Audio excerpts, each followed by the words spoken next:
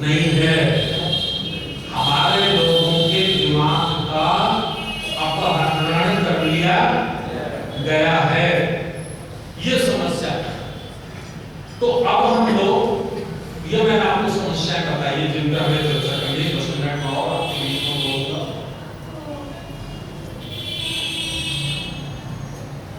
करना क्या चाहिए? करने के लिए सबसे पहले लोग चाहिए। लोग माने अच्छा हो, कुछ युवा निकले, अपना गृह त्याग करें, बड़ी खुशी हो। कुछ लोग निकले, 10 लोग भी निकले, मैं विश्वास के साथ कर रहा हूं, मेरे पास बहुत बड़ी प्लानिंग है।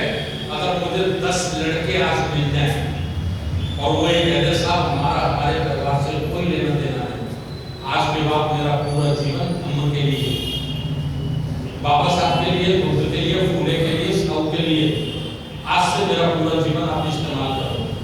मैं आपको भरोसे के साथ कह रहा हूँ 5 वर्षों में आरएसएस को पीछे कर देंगे, जितना बड़ा मूवमेंट खड़ा कर देंगे 10 लोग हो जाएंगे,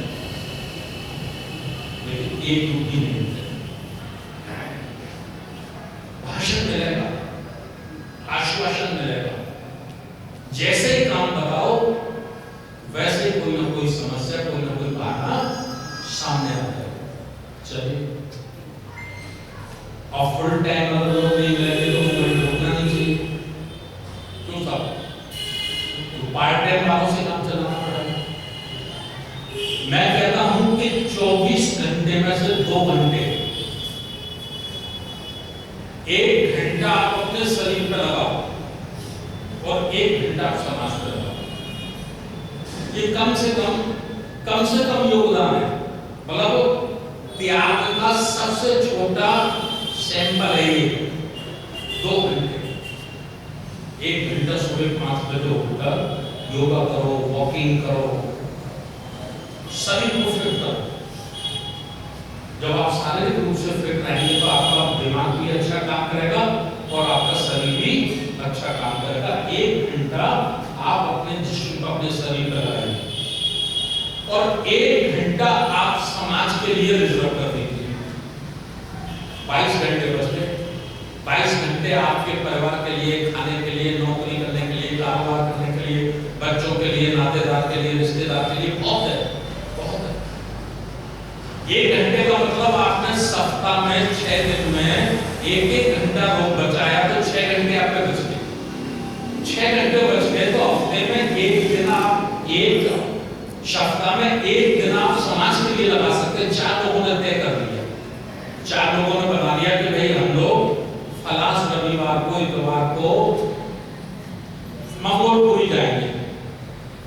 पूरे दिन 4 लोग, 2 स्कूटर, मोटरसाइकिल में, और हाथ में पर्चा होना चाहिए, हैंडल होना चाहिए, फोल्डर होना चाहिए, अपने धर्म का प्रचार करेंगे। ये मैं प्रैक्टिकल बात है आपको बता रहा हूँ। कांशीराम साहब ने जो वापसी बनाई थी उसमें जो लोग रहे होंगे, या वापसी वाले लोग रोज थोड़े नौकरी छोड़ के काम करते थे, इसी तरह से प्लानिंग करते थे कि भाई कितनी छुट्टियां हैं, छुट्टियों को पहले डिसाइड करते थे और पहले प्लानिंग कर देते थे और सुबह 7 बजे पहला लटकाया और चल देते थे। भागीदारी आंदोलन, पंजाब में महारेली, मुख्य अतिथि कांशीराम, लाओ 10 रुपये, तो सब यही था ना, लाओ 10 रुपये, 10 रुपये मांग के, 1-1 रुपया मांग के, 2-2 रुपया मांग के भिखारी समाज को राजा बना दिया। काम करना अलग है और योजना बना के काम करना अलग है।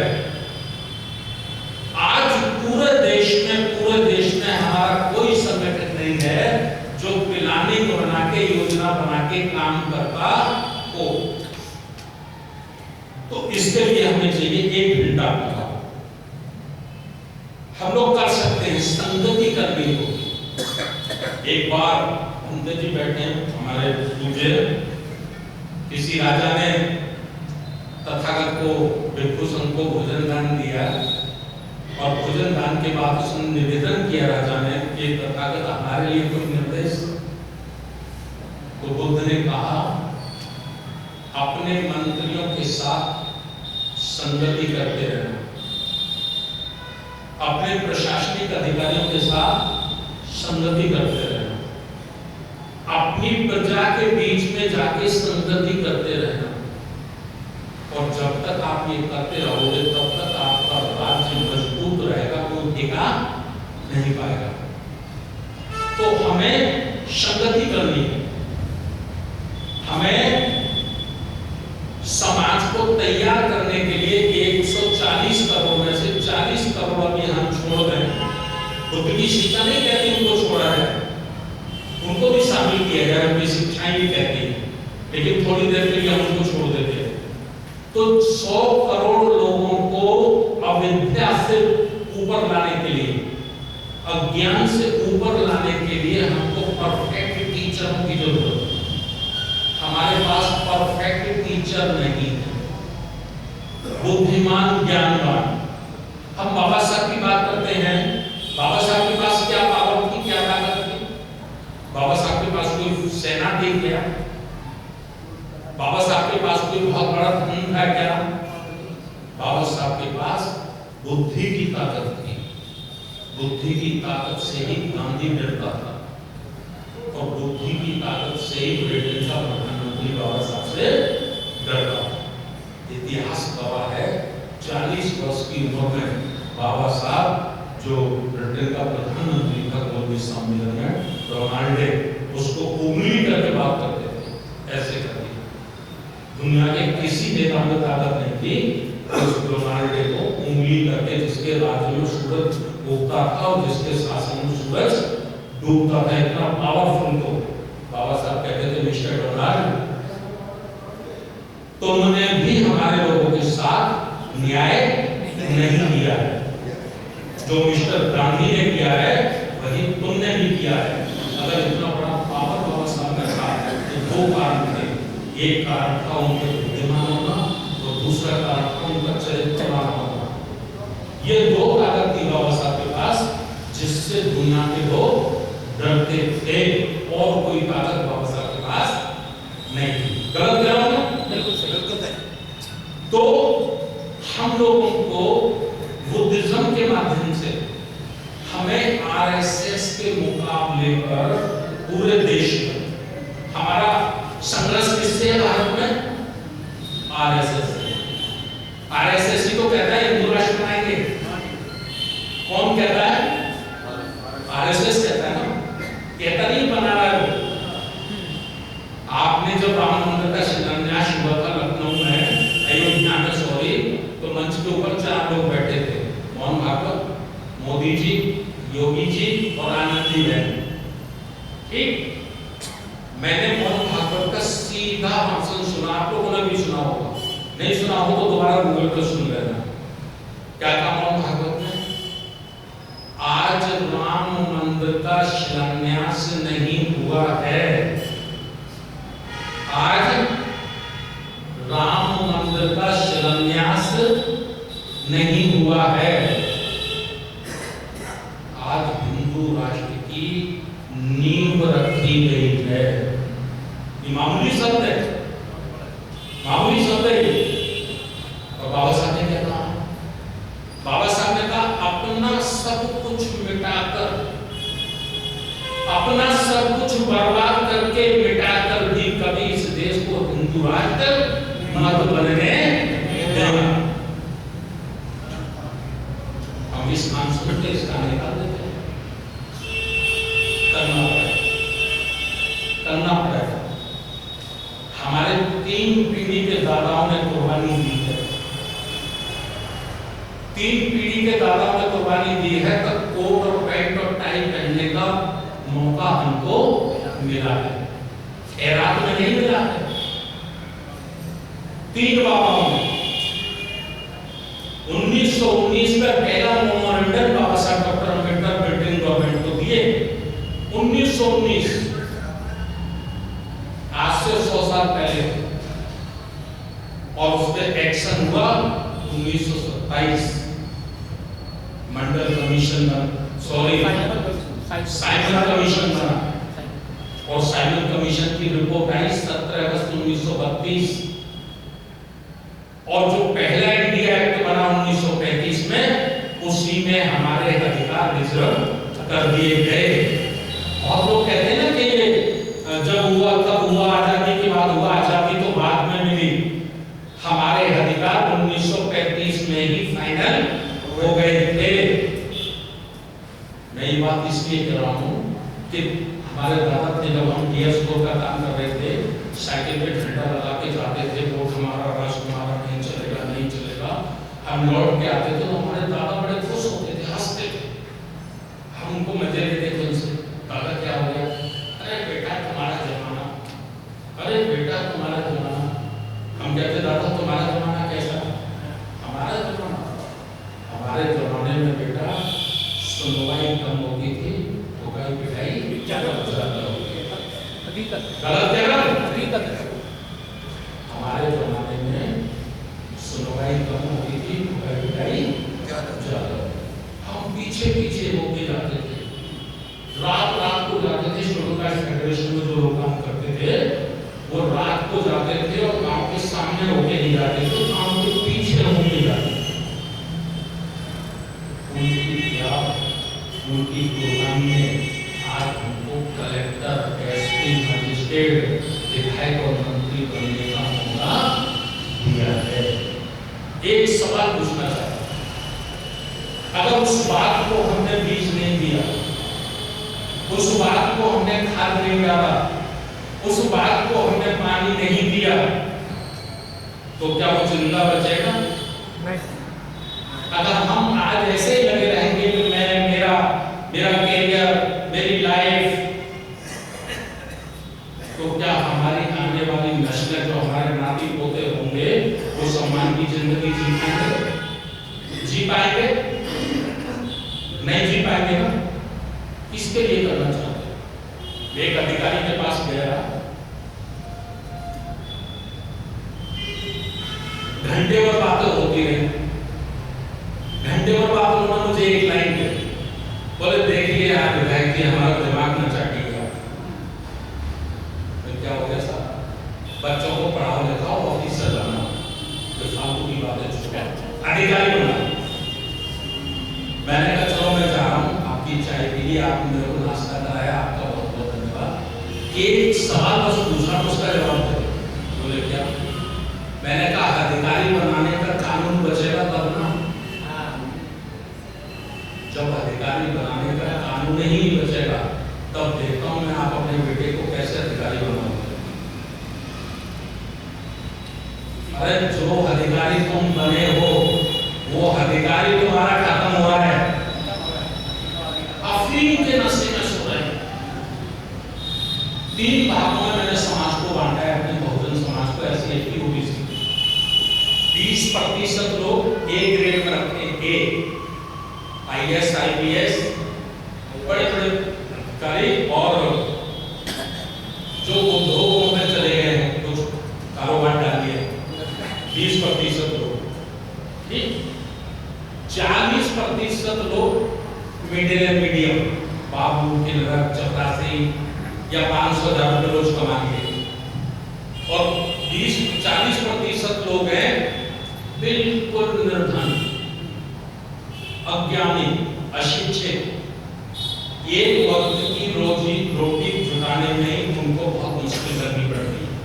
अब सवाल खड़ा ये होता है कि जो ये 40% लोग हैं निर्धन, अज्ञानी, अशिक्षित, क्या ये समाज को तैयार कर सकते हैं? कर सकते हैं? भाई जैसे खुद अपना ही होश नहीं है, वो समाज को तैयार नहीं कर सकते।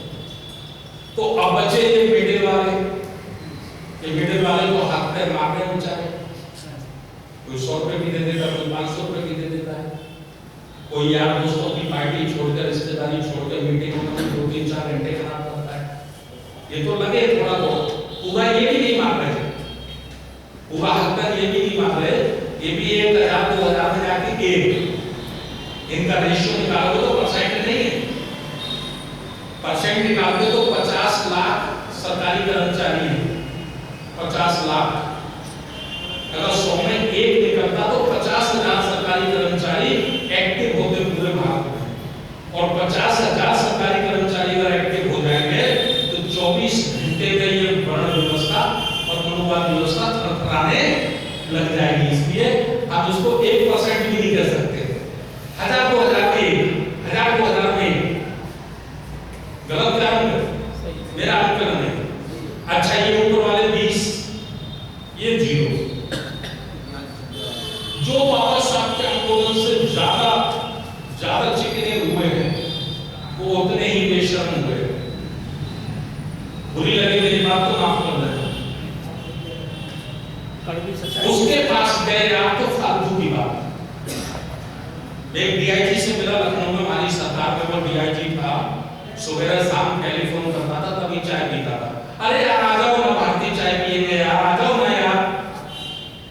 मैं गया, क्या कह रहा मालूम? अरे बहन जी के पास जाओ, सरकार बनाओ दोबारा, क्या फालतू के काम में लग गए। मैंने कहा आप रिटायर हो गए, आप क्या कर रहे हो? ऐसी कही। बोला मैंने तो फार्म हाउस बना लिया गाँव में, वहीं रहता हूँ, सुबह निकल जाता हूँ, पेड़ों में पानी लगाता हूँ। मैंने कहा यही नुकसान।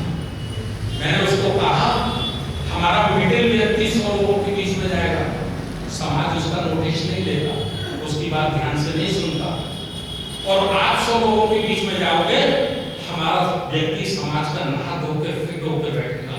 मेरा बड़ा साहब आ रहा है, पता नहीं क्या बताएगा मुझे, मेरा बड़ा साहब आ रहा है। कोई तो नहीं लग रही तुम्हारे अंदर, लेकिन बाबा साहब के कारण जो स्टेटस आपको मिल गया है ना, जो आपके पिछवाड़े में मोहर लग गई है कि आप IAS रहते हैं, IPS रहते, उसका फायदा होगा समाज को।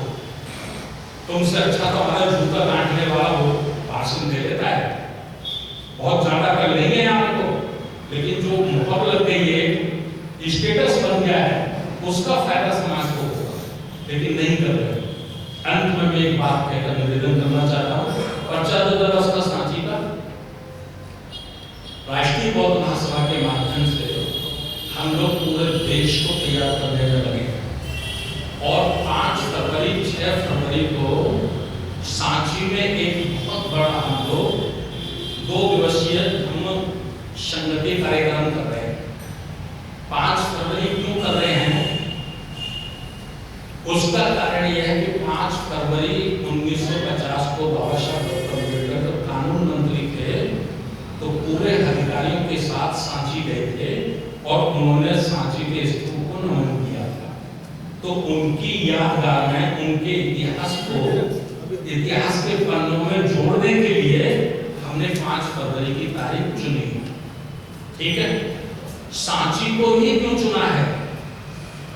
इसलिए चुना है कि चक्रवर्ती धम्मप्रिय अशोक के पुत्र महेंद्र और उनकी पुत्री संघमित्रा, जब उन्होंने भिक्षु संघ को समर्पित कर दिए थे, धम्म प्रचार के लिए भिक्षु संघ को दे दिया था, तो दोनों बहन भाई 1 वर्ष तक वहीं पर चीवर लेकर रहे थे, वहीं उन्होंने धम्म सीखा था, और वहीं से सीधे श्रीलंका वो चले गए, और वो कभी लौटकर भारत नहीं आए। तो वो बहुत बड़ी पावन भूमि, उस पावन भूमि पे हम लोग जाएं और उसको इतिहास के अंदर में हम लोग जोड़े, ये हमारा इष्ट उद्देश्य है।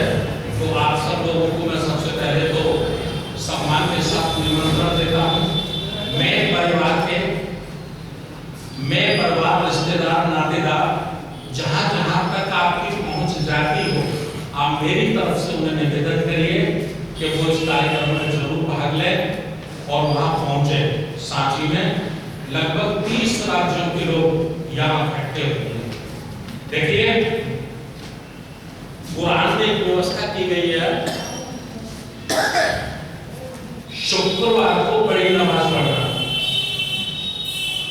शुक्रवार को दुनिया का मुसलमान बीच में नमाज पढ़ता हो या ना पढ़ता हो, लेकिन शुक्रवार को वो बड़ी मस्जिद में नमाज पढ़ता है। और सवाल खड़ा होता है कि खुदा शुक्रवार को ही आते हैं? खुदा तो रोज ही आते होंगे, लेकिन शुक्रवार को ही क्यों पढ़ता है? नमाज को बहाना है संगठन दिखाना है, नवाज तो बहाना है। उनको अपनी जमात को देखना, अपनी शक्ति को देखना और अनुशासन में रह के देखना, ये एक उनका रास्ता है। इसी तरह से हम लोगों को, हम बौद्धों को भी समय समय पर अपनी शक्ति का प्रदर्शन करते रहना चाहिए। शक्ति का प्रदर्शन करने से समाज का मनोबल बढ़ता है और दुश्मन का मनोबल टूटता है। क्यों साहब? दुश्मन का मनोबल टूटता है। अगर बुद्ध धर्म के नाम पे हम 2-2, 3-3 लाख, 5-5 लाख की रैलियां करने लग गए तो जो हिंदू राष्ट्र का सपना देख रहे हैं उनका वो सपना चकनाचूर हो जाएगा। उनको लगेगा कि बाबा साहब डॉक्टर अम्बेडकर के बेटे बड़ी ताकत में संगठित हैं, अब हमारा ये नापाक सपना पूरा नहीं हो सकता है। तो साहब गलत कह रहा हूं? इसलिए और निकलिए, आप दिल्ली को तैयार करने के लिए हमें 5 लोग दीजिए। फुल टाइम नहीं मिलते तो 1 घंटा, 24 घंटे में से 1 घंटा रोज हमारे लिए वो दान करें और 1 घंटे में उनको जो काम मिले वो काम करें। 1 घंटे में ही हम लोग तैयार कर लेंगे। बहुत सारे प्रश्न आप लोग करते हैं आयोजक साथियों से कि साहब पहले से ही बहुत सारे संगठन हैं तो एक राष्ट्रीय बौद्ध महासभा और क्यों बना दी गई? ऐसा पूछते होंगे आपको मन में होता है ये प्रश्न। इसका उत्तर क्या है? इसका उत्तर ये है कि हमको बड़ी तेज स्पीड से काम करना है। हमारे जो पहले संगठन है हम उनका विरोध नहीं करते कभी, उनको सम्मान के साथ आमंत्रित करते अपने हर प्रोग्राम में, लेकिन थोड़ा सा फर्क है उनमें और हमें। उनमें क्या फर्क है? उन्होंने अपने कार्यक्रमों को आध्यात्मिक तक सीमित कर दिया। आध्यात्मिक तक, दर्शन, पंसील, अष्टांग मार्ग, ये खाना, ये नहीं खाना, ये पीना, ये नहीं पीना, स्वामी दिल्ली में घंटा कहाँ पे आता है? इससे ज्यादा वो पूछ लेना, इससे ज्यादा आगे नहीं जाते। ठीक, एक कारण। दूसरा कारण, एक वर्ष में 365 दिन होते हैं। 365 दिन आरएसएस 365 दिन काम करती है। बरसात हो, गर्मी हो, सर्दी हो, आपको 10 लोग पार्क में मिलेंगे ही झंडा गाड़ कर वंदे मातरम करते हुए। मिलेंगे कि नहीं मिलेंगे? हमारे लोग 365 में से 15 दिन भी काम नहीं करते हैं। 350 दिन हमारे शून्य रहते हैं, खाली रहते हैं, जबकि हम उनसे बहुत पीछे हैं। हम उनसे बहुत पीछे हैं तो हमें उनसे ज्यादा काम करने की जरूरत है। हमारा समाज अज्ञान में डूबा है तो हमें अज्ञानी समाज को अज्ञान से निकालकर उसे अपने पैरों में खड़ा करने के लिए ज्यादा जरूरत है। एक ये कारण। दूसरा, कहते हैं साहब नुकसान नहीं होगा। मैं उनसे कहता हूं नुकसान वहां होता है जहां हम चुनाव लड़ते हैं। यदि हम चुनाव लड़ेंगे पब्लिक के बीच में और हम 4 पार्टी बना के खड़े हो जाएंगे तो हमारा नुकसान निश्चित रूप से होगा, क्योंकि हमारा वोट बढ़ जाएगा।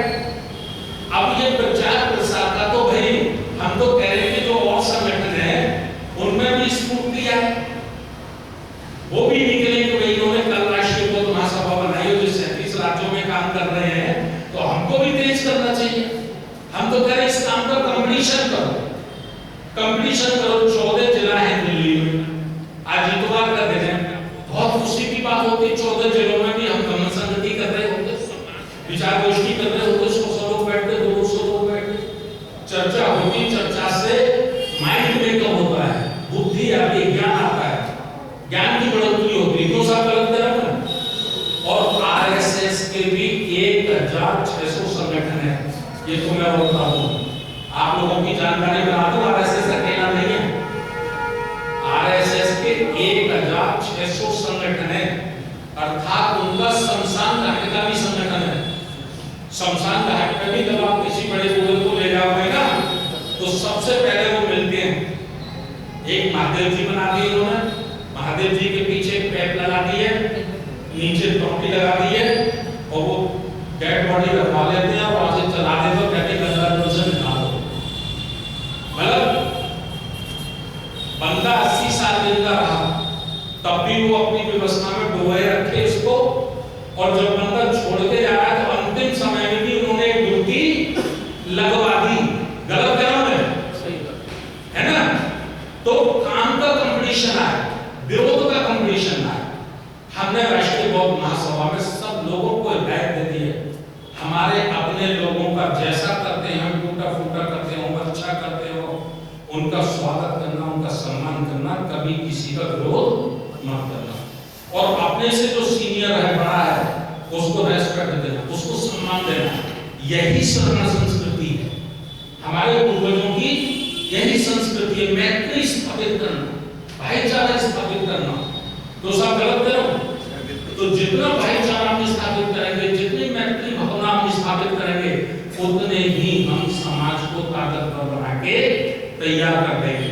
और जितना हम विरोध करेंगे, जितना हम विरोध करेंगे, उतना ही हम कमजोर होते चले जाएंगे। और टोपी सिस्टम, टोपी सिस्टम क्या मालूम आपको? आरएसएस करती है। जब हिंदुओं की ताकत दिखानी होती है तो हिंदू परिषद का सम्मेलन, हिंदू परिषद की टोपी होती सबके ऊपर। जब उनको दूसरा कोई कार्यक्रम करना होगा तो अन्ना हजारे पकड़ के आए, पता नहीं कौन सी संदूक से निकाला था, उसको ले आए, अन्ना हजारे, अन्ना हजारे, अन्ना हजारे, अन्ना हजारे। और जब साधु संतों को करना होता है तो उसको बाबा को पकड़ लाते, रामदेव की टोपी, अन्ना हजारे की टोपी, विश्व हिंदू परिषद की टोपी, बजरंग दल की टोपी।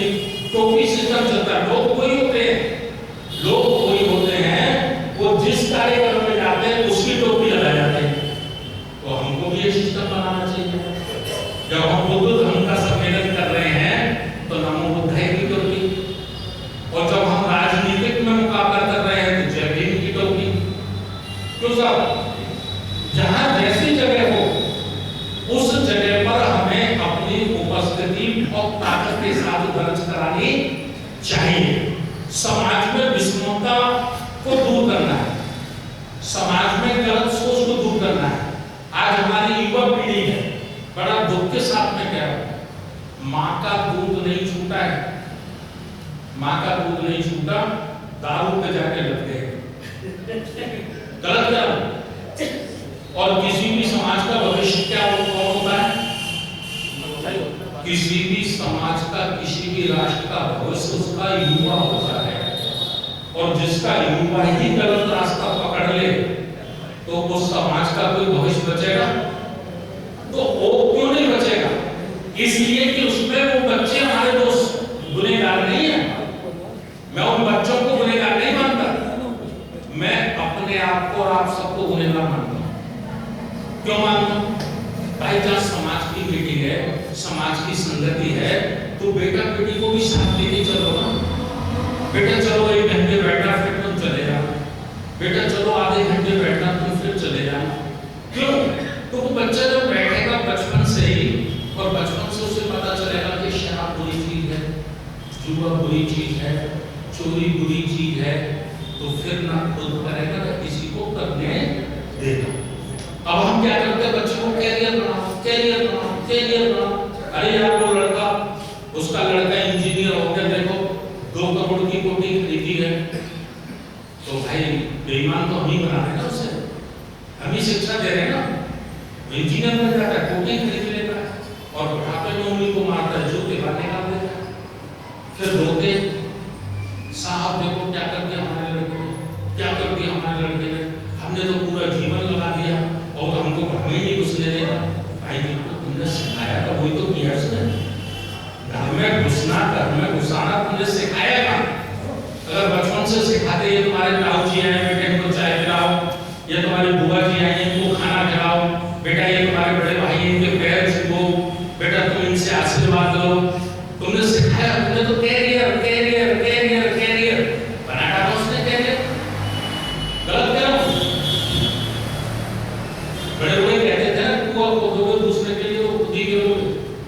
तो ये सारी चीजें संस्कार से आती है। जो समाज संस्कारित होता है वह समाज कभी गुलाम और लाचार नहीं होता है। ये इतिहास के पन्नों में आप देख सकते हैं। तो बच्चों को भी आदत डालो, छोटे छोटे बच्चों को भी आदत डालो। जैसे ये सांची की संगति है, परिवार के साथ अपनी मिसेस मिलाओ, बहन मिलाओ, बेटी मिलाओ, बच्चों को मिलाओ। प्रोग्राम के बाद 2 घंटे दिखाइए। अशोक सम्राट जिसका समूचे जम्मू द्वीप में उसकी तलवार के सामने किसी की टिकने की हिम्मत नहीं थी, उसने अपने बेटा बेटी कुआरे को बिना शादीशुदा को बुद्ध धर्म के प्रचार के लिए दे दिया। हम अपने बेटे को मीटिंग में नहीं जाने देते, अगर वो जाना भी चाह रहा था यार क्या फालतू के लफड़ों में पड़ रहे, पढ़ाई पे ध्यान दो, कैरियर बनाओ। गलत करो सब। सरदारों को देख लीजिए आप, अमीर से अमीर सरदार होगा, बड़े से बड़ा सरदार होगा, पूरे परिवार के साथ एक बार को गुरुद्वारे में सेवा दे रहा होगा। 80 साल का सरदार रोटी परोस रहा होगा, बर्तन साफ कर रहा होगा, उनकी छोटी छोटी बेटियां, छोटी छोटी भूमर, कोई बर्तन धो रही है, कोई चाय ला रही है, कोई कुछ ला रही है, नहीं संस्कार कानून है। हम SC/ST के लोग 30 करोड़ से ज्यादा रहते हैं, हमारे साथ रोज में अत्याचार होते हैं, रोज हमारी बहन बेटियों के साथ बलात्कार होते हैं। जिनकी 2% की संख्या नहीं है सरदारों की, आपने कभी सुना उनकी बेटी के साथ बलात्कार होता है? उनसे भी सुना कभी? क्यों नहीं सुना? क्योंकि वो संगठित है, उनमें संस्कार है और हम संगठित नहीं हैं, हमारे अंदर संस्कार नहीं है, इसीलिए हम विनाश के पथ पे हैं, हम विकास के पथ पे नहीं हैं। बुद्ध की शिक्षा, बुद्ध का ज्ञान, बुद्ध की संगति मानव कल्याण की एक रास्ता है, शिक्षाएं, उनको समाज को तैयार करना है। बहुत बहुत धन्यवाद आपको, मेरी बात को काफी ध्यान से सुना और मैं फिर निवेदन करते हुए इस सांची आप लोग जरूर आए और इस आंदोलन को चलाने के लिए 3 चीजों की जरूरत है। पहले लोग चाहिए, लोगों को चलाने के लिए पैसा चाहिए और पैसे को सही इस्तेमाल करने के लिए योजना चाहिए, प्लानिंग चाहिए। हमें पैसा भी देना होगा, तन भी देना होगा, मन भी देना होगा, धन भी देना होगा, तभी हम लोग की रक्षा कर सकते हैं, तभी हम अपने धर्म को आगे ले जा सकते हैं और तभी हम बाबा साहब डॉक्टर अम्बेडकर के सपनों का त्रिभुज भारत और बौद्धमय भारत का निर्माण कर सकते हैं। और ये हमें ही करना होगा, ये कोई दूसरा करने के लिए नहीं आएगा। बहुत बहुत धन्यवाद। नमो बुद्धाय, जय हिंद।